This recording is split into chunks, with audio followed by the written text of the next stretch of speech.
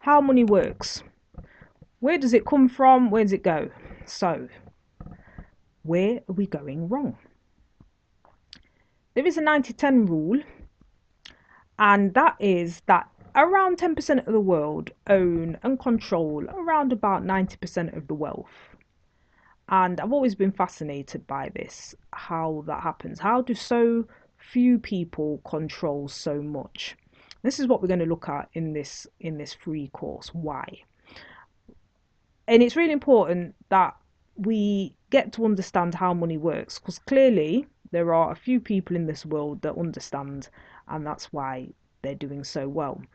And my belief is that what happens is that in school we are taught to get a well-paying job and to work hard for someone else, and because of this programming, that's what I do call it, programming is the same all around the world. As a result, we get the same result, and that is that the rich get richer and the poor sort of just get poorer. And that's because the rich aren't taught really to go to school and get a hard work hard and get a job working for someone else as such. Not the ultra wealthy. They'll go to school to get educated and then they'll study subjects that are of interest to them, but they're not working for money. So perhaps it worked once upon a time, the whole working hard thing, working for someone else, getting a job for life, but I'm not so sure that is applicable and relevant, especially today. And it's important that you look at and move with the changing times. I don't know about you and what part of the world you're in, but in the UK where I am, there's not many jobs for life. So everything is being cut back, it's being shrunk down, it's being automated, and therefore we may have a series of careers throughout our life as opposed to just doing one thing forever. So this idea of a job, most people will end up in a job that they didn't even need a degree to do. And this is part of the problem, especially at the moment, especially in the UK, because once upon a time, doing a degree, you got a grant for it, or you took out a minimal student loan. But these days, now that tuition fees are in, you could easily leave with a 40, 50, 60,000 pound debt. And that's just for studying. And those costs are going up every year all the time. So you take out a loan to study in the hope that it will get you a better paying job. But the truth of the matter is, most people will end up in a job that they didn't even need a degree to do. And all these people with all these degrees going for all these jobs could just end up being overqualified. So there's nothing wrong with education though and learning. I'm all for learning. I'm someone who has a master's degree. I enjoy learning. However, it's about what we're learning, and I think it's very important to study something useful. And when I did my degree, which was in accounts and marketing, that was very useful for me because the same month I graduated, I then started a business which was an accountancy type of business, and I used my marketing skills in that business. So what I studied was useful, and I still to this day apply what I've learned on that course. However, it is very important to be enterprising. Now, why have I got a picture of Lord Sugar on there? Well, because he began trading, buying and selling, bought for a low price, sold for a higher price. That's how he built himself up. Well, that's how he presents himself anyway. Branson, very enterprising. Look, Richard Branson with the Virgin brand. Very, very enterprising. Not sure either of them have a degree, but yet they're some of the wealthiest people in the world. The guy who started Facebook, and I think Microsoft as well, or could have been Apple, some of these companies began in the dorm rooms on campus, and some of these people didn't finish the course that they began because they had a business that started to take off and they realized that actually they could make more money doing this than just finishing their degree. So it's important to be enterprising.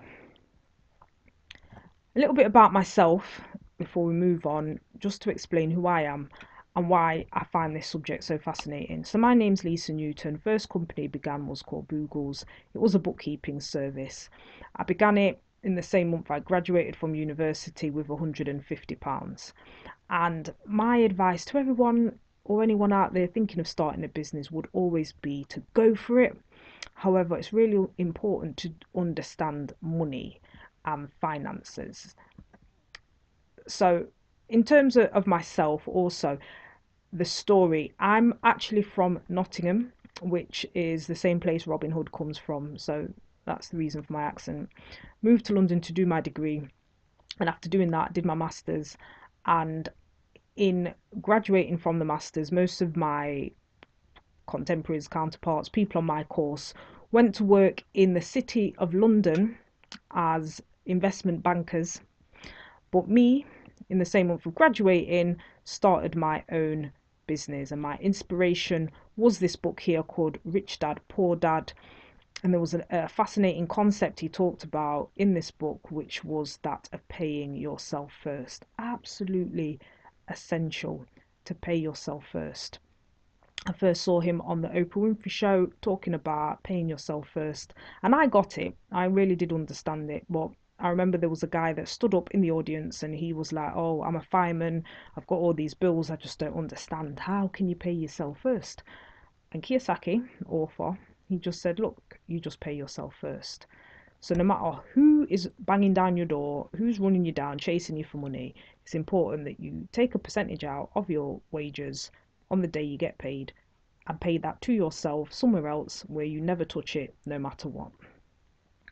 So also, just whilst I was at college in Nottingham studying, I did the CIM certificate in marketing and I also did the AAT. So I did that from college. And then when I went on and did my degree, which was in accounts and marketing, just made doing the whole degree a lot easier. And in starting the business, it was a bookkeeping service. So that was the accounting and I had to do the marketing for the business. So what I studied really came in handy. So I would just say to anyone out there, education isn't a bad thing, but just make sure that whatever skills you're learning is going to be useful, because even with the marketing, the principle hasn't changed. However, the marketing techniques have. So, for example, when I first started the business, didn't exist, neither did YouTube. A lot of these things now, social media as a concept, as an idea, completely wasn't even invented at that point.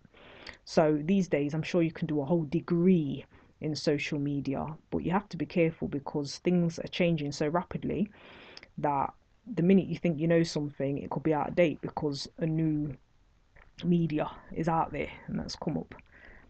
So, in terms of paying yourself first, where does money come from? And this is really, really important. So, you might be working, you're selling your time for money, and therefore the maximum hours in a day is 24 hours. Now, if you're on that model and you're on that system, you are limited immediately. People think, oh, okay, what it is I've got to work more hours, or they'll think I need to get paid more per hour. Either one of those things, there's still a flaw in that thinking because you're still limited. There is a ceiling to how much it is possible to earn. But even if that's where you are at the moment, your problem might be, oh, I can't save anything because I'm just not earning enough. There's not enough hours in the day and there's never anything left. Now, if that is the case and this is your thought and you've got too much month at the end of the money, so it's just not stretching to make those ends meet. The advice is that you set up a standing order to yourself. So literally set up another bank account and start paying yourself. No, and I've just put in an arbitrary £10 a week. It could be £1 a day. It doesn't matter how much it is at this point. The key thing is that this is a discipline, a habit, something you start doing, something that you get into, something that you begin doing. And once you've taken this money out and you've paid yourself first, then you can do whatever you like with whatever is left. That's how this thing works. And why does this work? It's because you will always work harder to pay someone else than you will to pay yourself. So let me just explain that. So if you try and do this the other way around, whereby you think, all right, I got paid and I'm going to pay everyone, and then whatever's left, I'll take some of that out and save it. That won't work. You need to pay yourself first, take it out, save it, and then whatever is left, you work with that. Now, if you really think, oh no, it's too hard, I can't manage, blah, blah, blah, then perhaps the next time you get a pay raise, you take whatever is the increase and you just put that into another bank account. And again, you might want to argue with me over that and say, oh, no, no, no, I can't do that. Everything's going up. Well, this is step one. You need to take money out and start paying yourself first. And if all your expenses are too high, then you need to start reducing your expenses. And there is always something that can be reduced. I don't care what anybody says, you know, there is always a way to reduce your outgoings.